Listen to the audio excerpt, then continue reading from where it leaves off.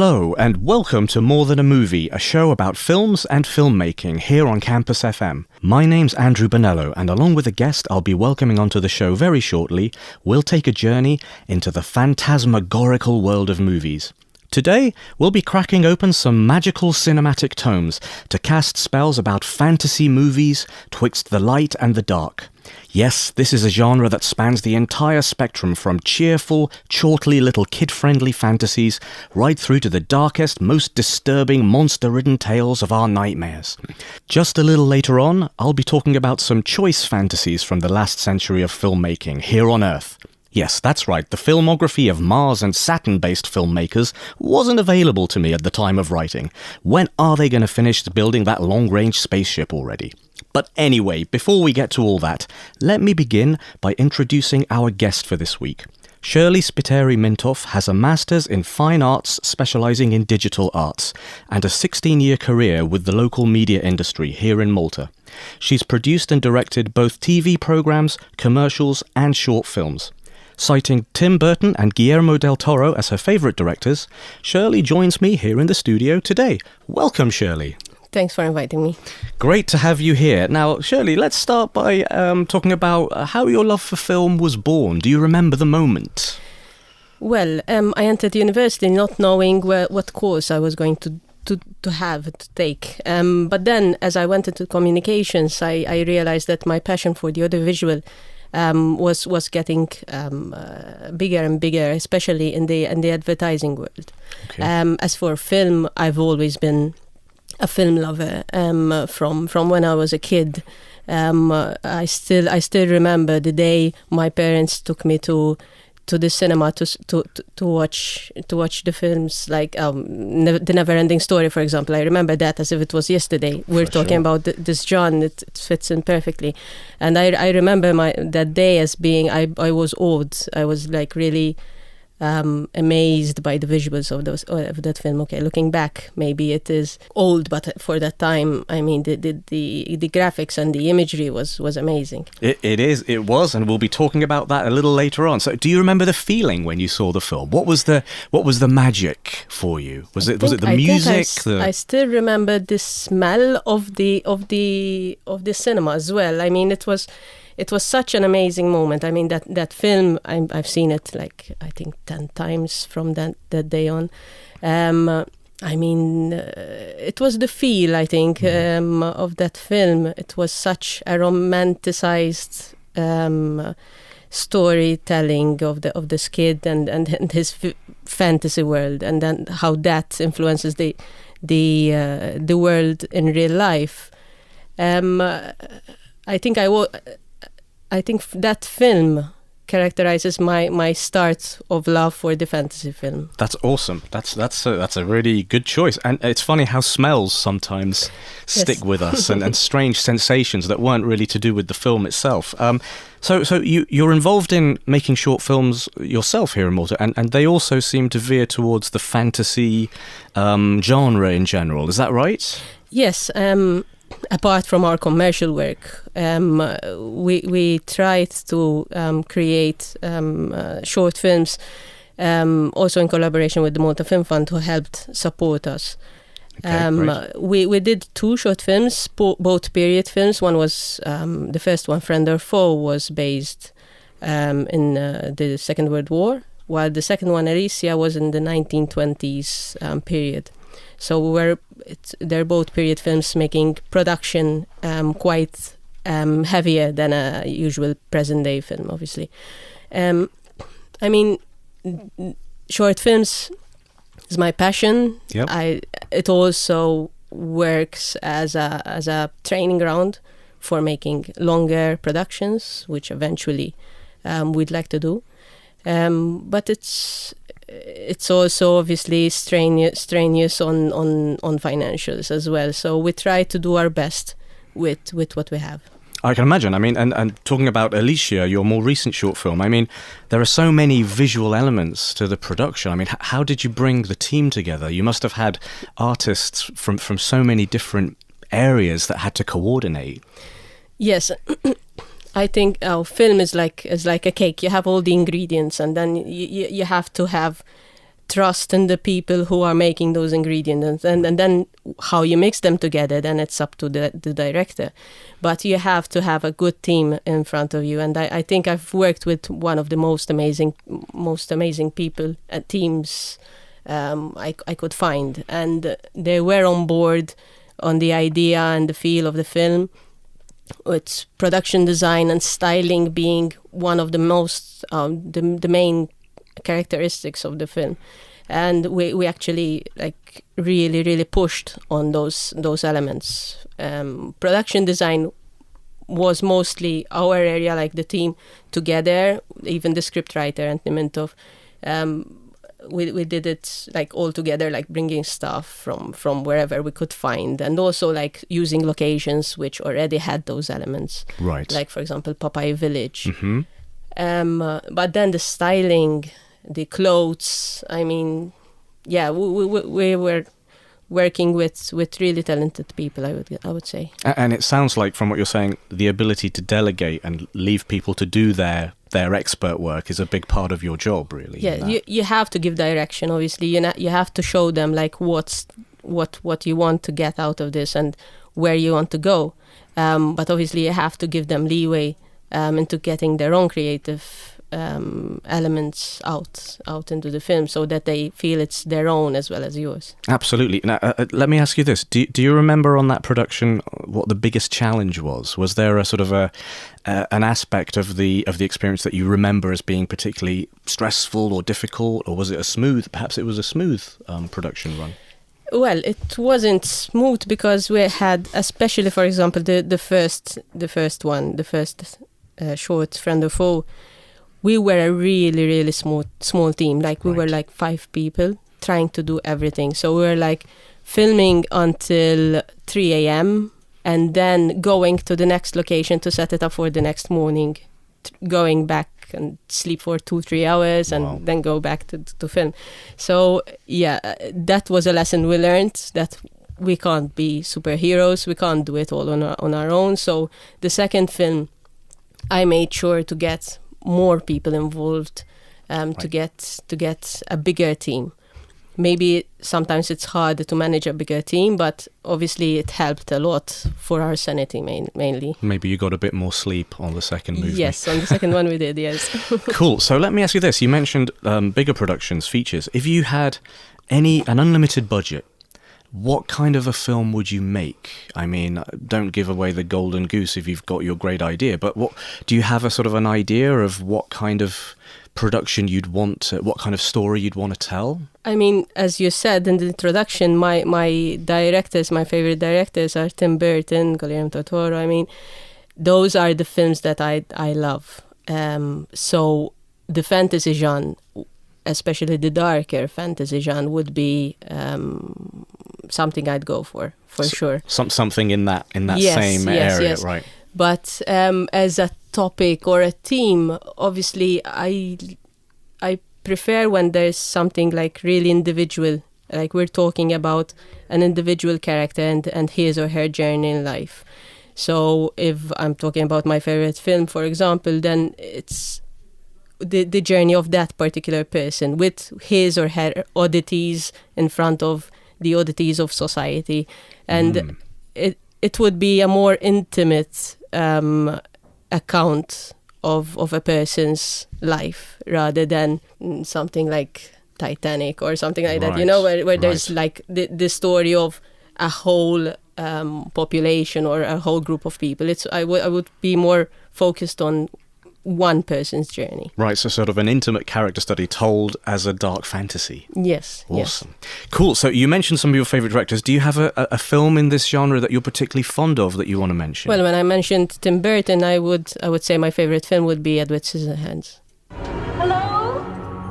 Why are you hiding back there? You don't have to hide from me. I'm as harmless as cherry pie. Those are your hands? Those are your hands. I think you should just come home with me. Joyce, I just saw this strange guy driving with Peg. Did you get a good look at it? Hi! Edward Scissorhands. So what did you love so much about this movie, Shirley? the production design of it, for example, is amazing. Like the Gothic and the artificiality of the society that he lives in, how that comes out from the architecture, the production design. It's even the colors. I think that's what I mean. Then the music. I think it's a whole package really, which brings it together. Something that Tim Burton's really known for, I think, is these very all-encompassing, very well-produced, beautiful-looking films. Yes, and it's quirky as well. I mean, that's the word. Very quirky. Okay, that's fantastic. Well, Shirley, thank you so much. Is there somewhere people can go if they want to find out a little bit more about your work? Yes, my production house is called Motion Blur, so we have the website is motionblur.com.mt. There's obviously Facebook and YouTube, so they can see our work there. That's it. Awesome. Great. Well, thank you very much for coming on the show, and we hope to be seeing more of your work on the big screen very soon. I hope so. Thank you very much for having me. Now then, what about fantasy movies that were shot here in Malta? Well, curiously enough, the fantasy genre has been very popular with filmmakers here coming from overseas over the years. Recently we had 2016's Assassin's Creed, and back in 2003, The League of Extraordinary Gentlemen was partly filmed here, starring the late great Sean Connery, and it turns out that was actually his last feature film role. But going back even further, we have several classic fantasies that set up shop here in Malta. Clash of the Titans in 1981 made arguably the most famous use of Gozo's azure window, still very much standing back then of course. And the year before, in 1980, Popeye starring Robin Williams, directed by Robert Altman. And to this day, tourists still visit Popeye Village in the north of Malta to explore the preserved film set cum theme park. In the decade before that, 1977, we had Sinbad and the Eye of the Tiger, and The Golden Voyage of Sinbad was released 3 years earlier in 1974. Now, these two Sinbad movies, along with Clash of the Titans, featured the pioneering special effects animation work of one Ray Harryhausen. His name is a legend in Hollywood post-production circles. Harryhausen pioneered progress in the technique of stop-motion animation. Basically, models are shot in miniature of a monster or creature, and it's a case of taking a photo of a single frame of the model, or sometimes 2 frames at a time if the animation is being shot on twos, to use the industry lingo. Then the physical model is moved by a tiny fractional amount, and a new photo is taken of the next frame or pair of frames. Then all those still photos are later played back in real time at 24 frames per second, and we get the magical fluid animation on the film print itself. Well, clearly, this was a very painstaking process, but it had a certain organic feel that you might agree tends to be lacking in some of the computer-generated animation we see in more modern movies. And Ray Harryhausen's films are among the most famous examples of stop-motion creature effects before that modern era of computer-aided animation began to take hold. It is time for chance to intervene. Time you saw something of the world, Perseus. Time you came face to face with fear. Time to know the terrors of the dark and look on death. Time your eyes were opened to grim reality. Far to the east, across the sea, in Joppa. But enough of mythical Greek monsters and Levantine pirates swanning about our islands. Now let's venture beyond Malta to discover some special fantasy movies twixt the light and the dark. Well, in recent years, the fantasy genre in cinema has really been dominated by several enormous franchises. A few that immediately spring to mind: Star Wars, Peter Jackson's Lord of the Rings and Hobbit trilogies, Gore Verbinski's trio of Pirates of the Caribbean films. There's the Harry Potter series, and of course several entire superhero franchises of their own from both the DC Comics and Marvel universes. These are the modern-day mythologies of our era. Well, Star Wars is one of my favourite series of movies of all time, and all these franchises really, whilst they often yield very good fantasy movies, they're all just so well known already. I mean, I'm quite sure that you as listener will have already heard of most, if not all of them. So in the remainder of our show here, let's venture off the beaten track just a little bit, shall we? We're going to step back in time to uncover some powerful fantasy movies you might be a little less familiar with. Our first film today is from all the way back in 1946, and it's Frank Capra's legendary classic, It's a Wonderful Life. And right off the bat, you might not think of this one as a fantasy, right? Well, a desperately frustrated businessman is visited by an angel sent from heaven who shows him what life would have been like if he had never existed.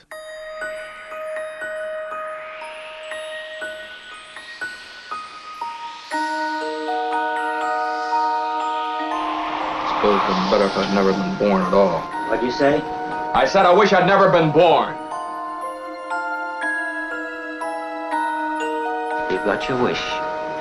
You've never been born. A chance to see what the world would be like without you. Our more mature listeners will doubtless be very familiar with this timeless film already. I mention it today, though, in the hope that some of our younger listeners' ears might prick up. Yes, this is a very old movie. I do worry that many old films tend to be simply overlooked by younger viewers today because they feel so very dated. The viewing experience is just so different from watching a modern production. Consider this one, though, mine erstwhile youthful listeners. The film has, of course, been digitally remastered and restored. There's even been a 4K version released recently. So, although it's in black and white, watch this from a high-quality Blu-ray or better, and that on your biggest LED screen. Then marvel at the crispness of a picture that's now almost 80 years old. It's hard to believe, really. And during my time in Los Angeles, I built digital film restoration tools for a Hollywood studio, and I've had the privilege of working with some of the best restoration experts in the business, so I know what painstaking work was done to get a 1946 film looking this wonderful. Yes, I said it on purpose. Well, our protagonist here is played by the timeless Jimmy Stewart, surely one of the greatest actors ever to grace the silver screen, with a filmography spanning classic Hitchcock films like Rear Window, right through to genre-bucking westerns such as Destry Rides Again, alongside Marlene Dietrich. Jimmy Stewart's dramatic presence is just so compelling. His is a model of fine acting indeed. And here in It's a Wonderful Life, we see a performance from Stewart that absolutely runs the gamut from joy to complete destitution and all the way back again. Now, this story bears more than a passing resemblance to Charles Dickens' classic A Christmas Carol, and of course that's no accident. But the adventure our protagonist experiences here has been seared into Hollywood's neurons forever. We even see homage being paid in films like Robert Zemeckis' thrilling 1985 adventure Back to the Future. Witness Marty McFly's traumatic arrival in the 30 years earlier version of his hometown of Hill Valley. Parallel his sense of ever-increasing dread with that of Jimmy Stewart's character George Bailey when he returns to a version of his own hometown in which he had never been born. It's a Wonderful Life plumbs some very somber and murky depths in philosophical terms, but despite that, it's peppered throughout with wonderful character moments and a great deal of comedy, both physical and situational. Thematically, the film deals with the death of hope, broken dreams, greed and despair, as well as the innate goodness of the people in the community. This is simply a must-see fantasy for anyone who hasn't watched it yet. Highly recommended. Strange, isn't it? Each man's life touches so many other lives. You really had a wonderful life. Don't you see what a mistake it would be to throw it away? Get me back! I don't care what happens to me! I want to live again! Merry Christmas! Happy New Year to you! Okay, let's move forward in time now. And well, it has to be said that the 1970s and 80s, in my view, were really the absolute heyday for original fantasy properties at the box office. Earlier, we already mentioned several notable fantasy films shot here in Malta during that time period. And from 1984, our next fantasy film is Wolfgang Petersen's family fantasy, The Neverending Story. Shirley already mentioned it as the film that really gave birth to her love of film. Bastian is a bullied, victimized schoolboy who one day borrows a mysterious old tome from a cranky bookseller. Locking himself in the school attic after hours, he opens the book to be plunged into a wondrous fantasy world where time is rapidly running out. Now, Bastian, you're old enough to get your head down out of the clouds and start keeping both feet on the ground, right? Okay. This book is not for you.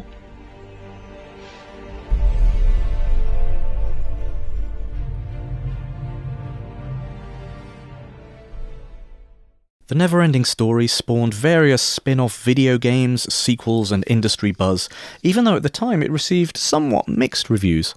I'm not sure why reception was lukewarm though. This really was pioneering filmmaking in the fantasy genre, and I still think it stands out as one of Wolfgang Petersen's strongest movies.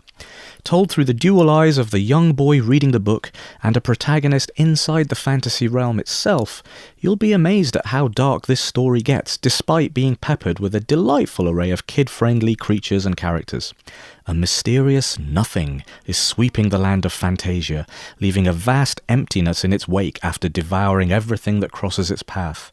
I mean, come on, folks. Existentially, it doesn't get a lot darker than that now, does it? And this is a kids' movie, for goodness sake. My nephew recently watched this film with us on a lazy family afternoon. To be sure, he was suitably rapt by the story, despite its age.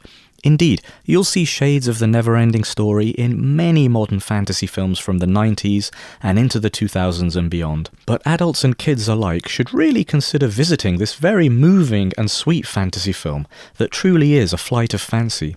The film also features a delightful soundtrack and a theme song that some of you might recognise.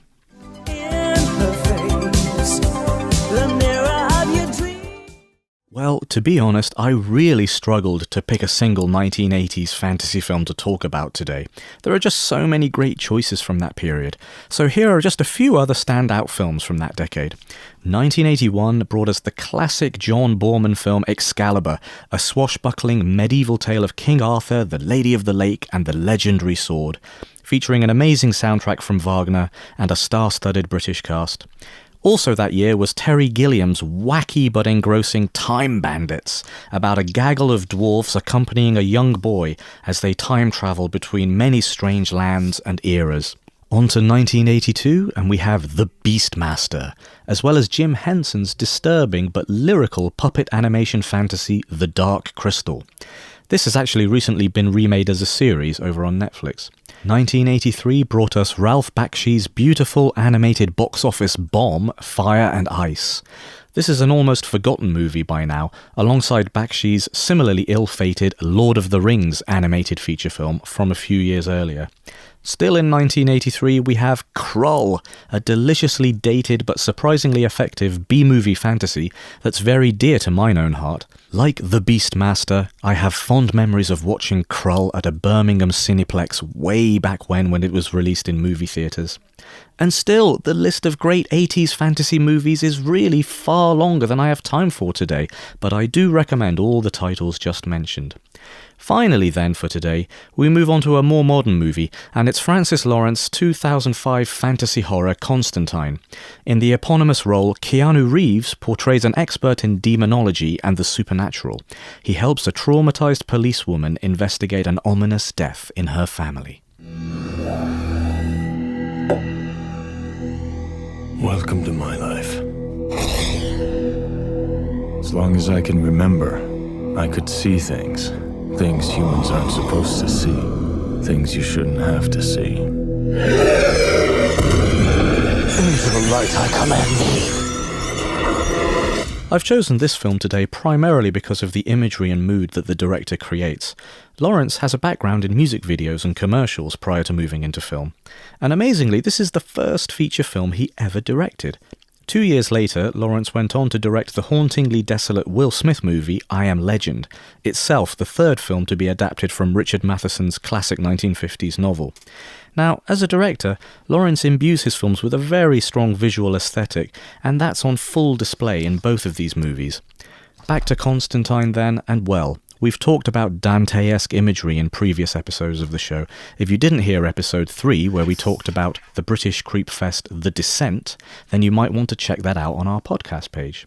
And here again in Constantine, Lawrence evokes a powerful vision of angels and demons, the underworld, and purgatorial hell.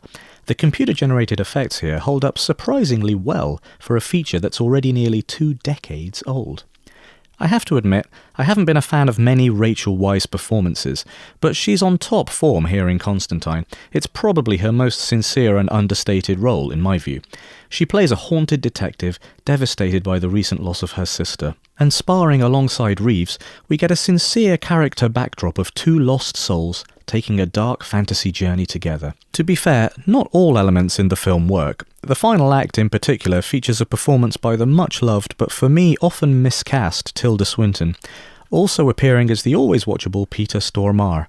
But these elements in the denouement didn't quite jibe with the overall tone of the movie for me. Nonetheless, this is a notable recent entry in the fantasy canon, particularly in visual terms. Thematically, the story sincerely takes on the serious subjects of loss, self-sacrifice, and eternal damnation. It blends them with fun fantasy elements from the DC comic book on which the film is based. So film fans seeking a convincing modern rendition of the biblical end of days should probably take a look, and that right sooneth. Close your eyes, and whatever happens, don't look.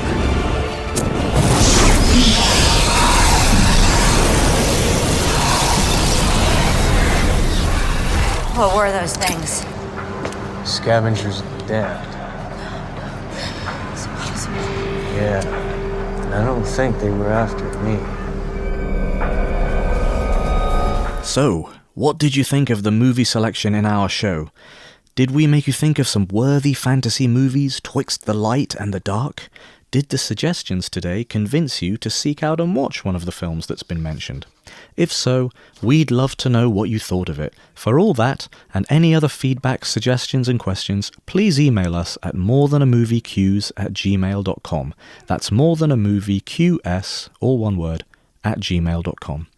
This More Than a Movie episode was written and presented by me, Andrew Bonello. A big thank you to our guest, Shirley Spiteri Mintoff, for joining us today, and also, of course, to our wizard of a sound engineer, Geordie De Bono. The intro music was Creepy Comedy, and the outro is Inspiring Teaser, both by Raphael Crux at filmmusic.io. The clips are licensed under creativecommons.org version 4. Thanks for listening, and I do hope you'll join us again next week here on More Than a Movie, when we'll be exploring classic musicals to break your hearts.